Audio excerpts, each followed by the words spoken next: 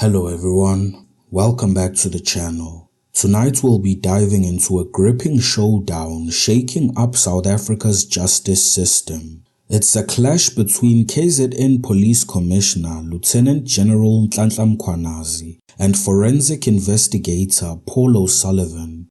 This isn't just a legal fight, it's a battle over truth, corruption, and who's really fighting for justice. So grab a cup of tea, get comfortable, and let's break it down for you. For just hours before he is expected to testify at the Madlanga Commission of Inquiry, KwaZulu-Natal Police Commissioner Nhlanhla Mkhwanazi seems to have other matters on his mind. He has served forensic investigator Paul O'Sullivan with a defamation summons claiming 5 million rand in damages. O'Sullivan has hit back saying it's a desperate attempt to silence him. ENCA senior reporter Dason Tatia has the papers in front of him, and he's with us to tell me all about it. Thank you for being with us, Dason. So can we just go back? So the KwaZulu-Natal Police Commissioner makes these explosive claims about police corruption. Yeah. Including the police minister, including a deputy national commissioner. How does Paul O'Sullivan then come in? So Paul O'Sullivan has had an interest in policing and what he calls the corruption within the SAPS for a long time. And he has an organization called Forensics for Justice.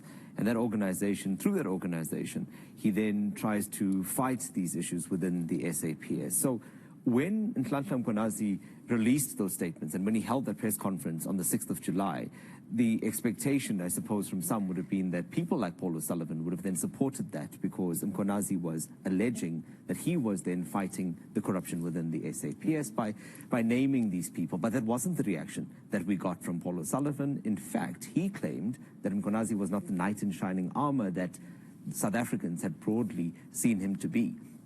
He then issued a statement. He was on various media platforms, and he outlined why he believed that Mkhwanazi was not who he says he is, and he listed a number of reasons. And essentially, to summarize it, he was saying that he believed that Mkhwanazi is corrupt and that he was running a hit squad and a number of other allegations, including what he says is Mkhwanazi's interest in the crime intelligence slush fund. That's the background.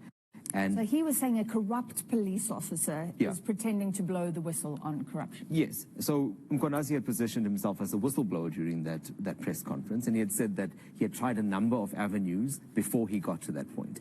But O'Sullivan was then seemingly critical of that approach, saying that, look, there were other ways to do this. You didn't have to come out in public. Mkhwanazi responded to that in various ways, and he said, look, he tried. He had spoken out about it before, he'd been in Parliament before, and he felt that nothing was being done, and that's why he did it. So that is what really brings us to these papers now and this damages claim. All right, so Mkhwanazi is saying this is bad enough to claim 5 million rand in damages. He says it's damaging his reputation. So from the papers now that we've seen, these were drafted on the 12th. They were served on Paul O'Sullivan on the 15th, and it's now that Paul O'Sullivan, through his organization, has responded to this through Forensics for Justice. He says that he won't comment on it. He won't comment on it publicly, but he will just issue this one press release. And in that press release, he really just says that he will not back down. And in fact, what he will do is, although he won't respond to it and won't expand on his claims about Mkhwanazi, and I'll come to those claims in a second, but although he won't expand on those claims, he does now have an interest in submitting the evidence that he says he has to the Madlanga Commission, and that's very interesting. Wow, so we could see him as a witness. I mean, so he's offering himself. He is, and if you now had to look at what Mkhwanazi is saying that O'Sullivan had said about him, I mean, this is quite a serious list here. I mean, he's saying, if you look at this, he's essentially calling him a criminal, saying that he was involved in organized crime. This is O'Sullivan saying that Mkhwanazi was, that he accepted gifts from certain suppliers, that he's, in fact, in one of these points here, he says he's nothing more than a criminal, and that and this I think is interesting because of, the terrain in KwaZulu-Natal. He's then accused him of running this hit squad and killing people for no reason and abusing state funds. In fact, one of these points here at 6.1 says that he used state funds to bankroll police hit squads. And this is this is the crux of it. So he's outlined all of these things. Mkhwanazi is saying, look, this is damaging to my reputation. And in these papers, he says that he has tried to write to O'Sullivan to then say he should retract these statements. And because that hasn't happened, we're now at a point where these papers have been served, and as I understand it, O'Sullivan has 10 days to respond. So this is extraordinary, because I think as South Africans we're trying to figure out who's good in the police service and who's bad. And now we have claims and counterclaims within the police force itself, or Paul O'Sullivan who's interested. Should we read anything into the timing that this happens on the eve of the Madlanga Commission, or was that maybe just coincidental? I think it is coincidence, because this has been building up for some time. This has been happening in the public space for the past few months.